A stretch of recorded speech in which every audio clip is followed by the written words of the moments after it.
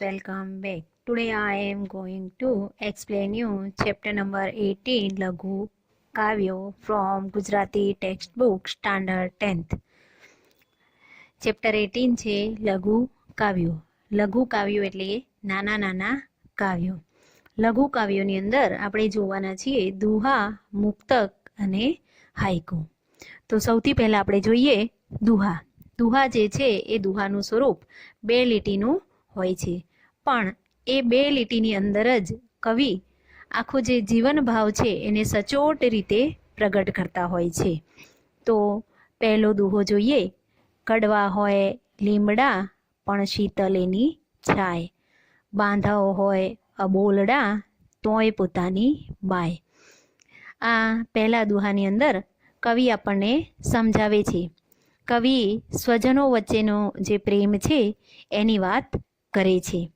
કવિ કહે છે જે લીમડો છે એ કડવો હોય છે, અને એ આપણે બધા જ જાણીએ છીએ કે લીમડો ખૂબ જ કડવો હોય છે. લીમડો જેટલો કડવો હોય છે એની છાયા જે છે એટલી જ શીતળ હોય છે. શીતળ એટલે કે ઠંડી. એવી જ રીતે બાંધવ એટલે કે ભાઈ, એટલે કે ભાઈઓ જે છે એ ભાઈઓ વચ્ચે કોઈક કારણસર કે અબોલા થઈ જાય, એટલે કે ભાઈઓ બોલતા ન હોય છતાં પણ પોતાની બાઈ સમાન છે. કારણ કે કવિ આપણને સમજાવે છે કે ભાઈઓ ભલે ન બોલતા હોય, પણ જ્યારે પણ જીવનમાં જરૂર પડે કે જ્યારે પણ મુશ્કેલી આવે કે ખરો સમય આવે ત્યારે આખરે તો પડખે ભાઈ જ આવીને ઊભા રહે છે. જેના કારણે કવિ કહે છે કે બાંધવ હોય અબોલડા તોય પોતાની બાઈ. બીજો દુહો જે છે એની અંદર કવિ આપણને સમજાવે છે જે જન પામે પૂર્ણતા તે કદી ન ફૂલાય, પૂરો ઘટ છલકાય નહીં, અધૂરો ઘટ છલકાય. આ દુહામાં કવિ કહે છે કે ઘડો પૂરેપૂરો ભરેલો હોય તો તે છલકાતો નથી. ઘટ એટલે કે ઘડો, અને ઘડો પૂરો ભરેલો હોય તો ક્યારેય છલકાતો નથી. પણ જો ઘટ એટલે કે જે ઘડો છે એ અધૂરો ભરેલો હોય, એટલે કે અડધો હોય, તો એ જરૂરથી છલકાય છે. તેવી જ રીતે જે જન એટલે કે જે માણસ અથવા તો જે મનુષ્ય પૂર્ણતા પામ્યો હોય એટલે કે એને પૂરું જ્ઞાન હોય, દરેક વસ્તુનું પૂરેપૂરું નોલેજ હોય, બધા જ પ્રકારની એની પાસે જાણકારી હોય, તે ફૂલાતો નથી. એટલે કે આવો જે માણસ જે છે જેની પાસે પૂરતું જ્ઞાન હોય છે, પૂર્ણતા પામેલ હોય છે, એ ક્યારેય ઘમંડ કે અભિમાન કરતો નથી. જ્યારે કવિ આ ઉદાહરણ દ્વારા એટલે કે ઘડાના ઉદાહરણ દ્વારા જે માણસ પૂર્ણતા કે જેની પાસે પૂરું જ્ઞાન હોય છે તે ક્યારેય ફૂલાતો નથી, તે ક્યારેય ઘમંડ કરતો નથી કે અભિમાન કરતો નથી, એ કવિ આપણને સમજાવે છે. એટલે અહીં લીમડા અને ઘડાના ઉદાહરણ દ્વારા કવિ જે છે આપણને સરસ મજાનો જીવનનો એવો બોધ આપે છે. હવે જોઈએ મુક્તક. શેખાદમ આબુવાલા મુક્તકના કવિ છે.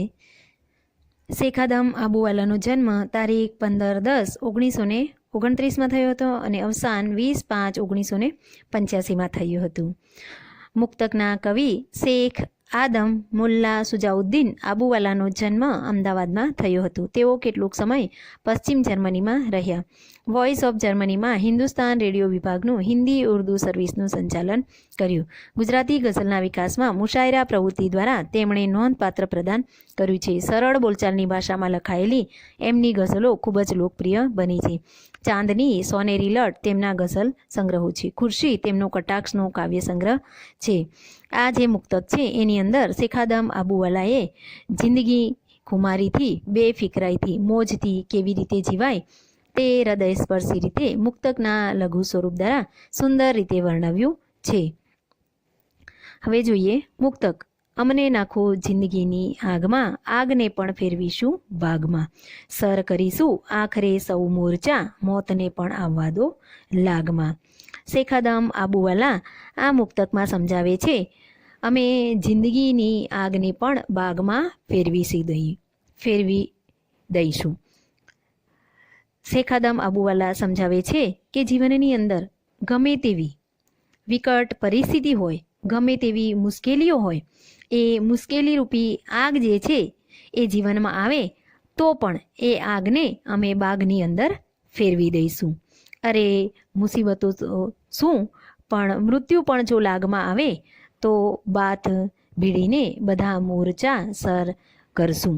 એટલે શેખાદમ આબુવાલા સમજાવે છે કે જિંદગીની અંદર મુસીબતો રૂપી જે આગ છે એને બાગમાં ફેરવતા જો મૃત્યુ પણ વચ્ચે આવે, મૃત્યુ પણ સામે આવે તો મૃત્યુને પણ અમે અમારા ગળે લગાવીને બાથ ભીડી અને બધા જ મોરચા એટલે કે જેટલી પણ વિકટ પરિસ્થિતિ છે એને અમે સર કરી દઈશું.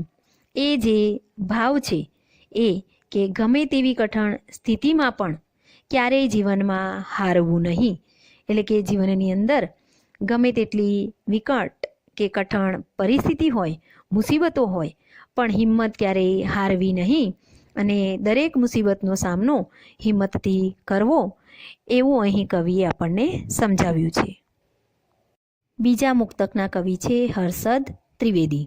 હર્ષદ ત્રિવેદીનો જન્મ તારીખ 17/7/1958 થયું હતું. હર્ષદ અમૃતલાલ ત્રિવેદીનું વતન સુરેન્દ્રનગર છે. એક ખાલી નાવ રહી છે વાત અધૂરી, તારો અવાજ તારા વિના તેમના કાવ્ય સંગ્રહ છે. શબ્દાનુભવ તેમનો વિવેચનાત્મક લેખોનો સંગ્રહ છે. લાલિત્ય રાજેન્દ્ર શાહના સોનેટ, અલંકૃતા નવલકથા અને હું તેમના સંપાદનો છે.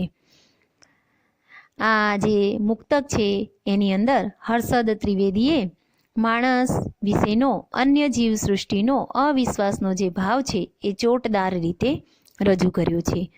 મુક્તકની અંદર સમજાવવામાં આવ્યું છે, પિંજરાનું બારણું ખોલીને પંખીને કહેવામાં આવ્યું, હવે તું મુક્ત છે.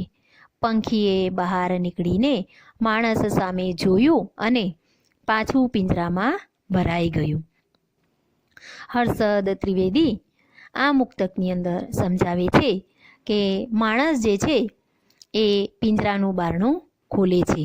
એટલે કે માણસની એવી પ્રકૃતિ છે કે માણસ પક્ષીઓને પકડી અને એને પિંજરામાં પૂરી દે છે. તો અહીં એવું જ એક પક્ષી છે જે પિંજરાની અંદર બંધ છે. માણસ આવે છે, પિંજરાનું બારણું ખોલે છે અને પછી પક્ષીને કહે છે, હવે તું મુક્ત છે. માણસ પિંજરાનું બારણું ખોલી પક્ષીને કહે છે, હવે તું આઝાદ છે, હવે તું સ્વતંત્ર છે.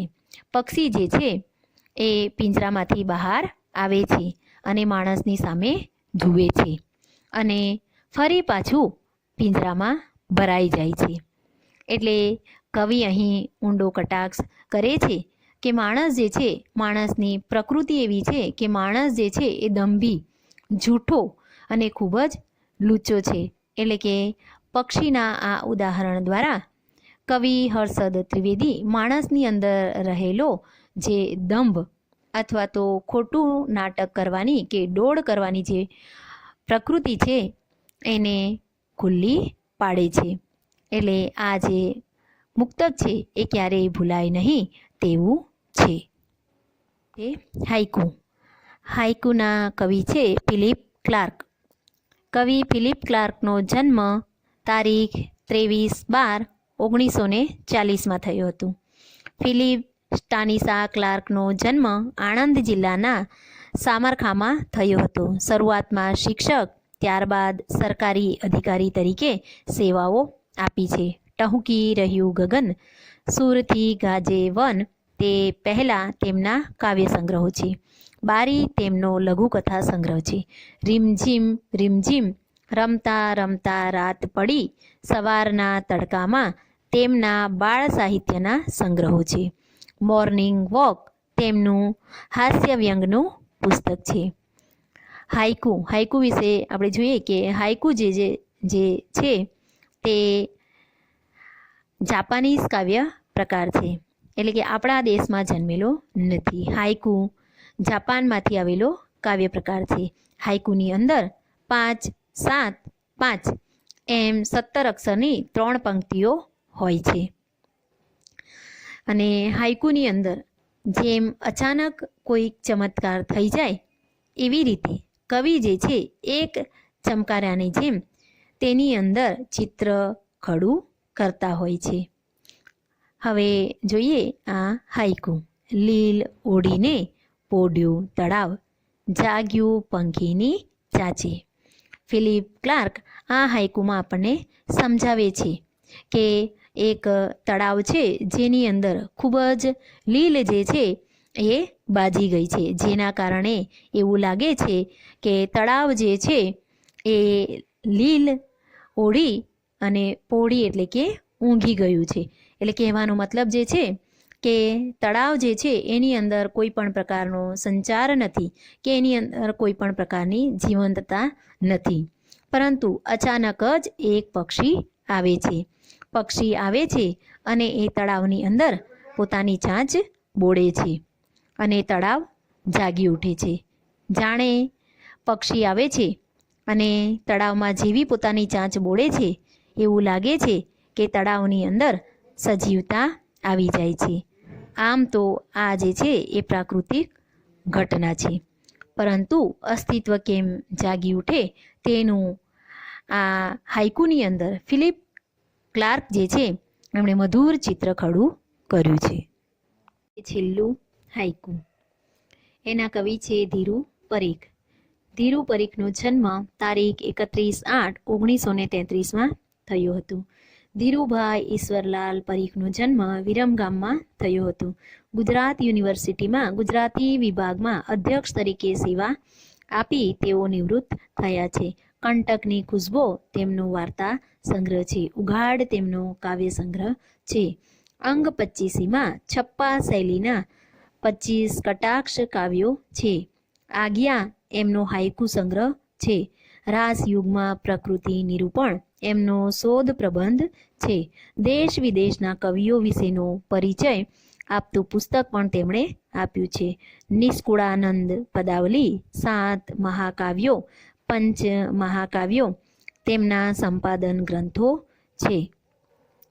અહીં આપેલ હાઇકુની અંદર કે આ હાઇકુની અંદર ઉડતું વાદળ ઊંચે ને ઊંચે ચડતા પર્વત ટોચે પહોંચે છે ને વિરાઈ જાય છે એનું વર્ણન કરવામાં આવ્યું છે.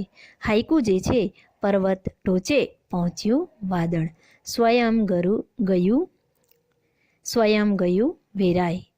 એટલે કવિ ધીરુ પરીખ આ હાઇકુમાં સમજાવે છે કે વાદળ જે છે એ ઉડતા ઉડતા ઊંચે ને ઊંચે એટલે કે છેક પર્વતની ટોચે પહોંચી જાય છે અને પછી વેરાય એટલે કે વિખેરાઈ જાય છે, એટલે કે ભાર વગરનું થઈ જાય છે. એવી જ રીતે કવિ આપણને સમજાવે છે કે માણસ જે છે એ જીવનની અંદર ખૂબ જ વિકાસ કરી અને જ્યારે ઊંચાઈએ પહોંચે છે, ખૂબ જ આગળ વધે છે, ઊંચી એવી સ્થિતિમાં મોટા પદ ઉપર જ્યારે માણસ પહોંચે છે ત્યારે એ માણસે સાવ હળવા થઈ જવાનું છે. એટલે કે કવિ ધીરુ પરીખ આ હાઇકુ દ્વારા સમજાવે છે કે માણસ જ્યારે વિકાસના શિખરો સર કરી અને ખૂબ જ ઊંચાઈએ જ્યારે પહોંચે છે ત્યારે જેટલા ઊંચાઈએ જઈએ એટલા હળવા થતા જવાનું કવિ સમજાવે છે.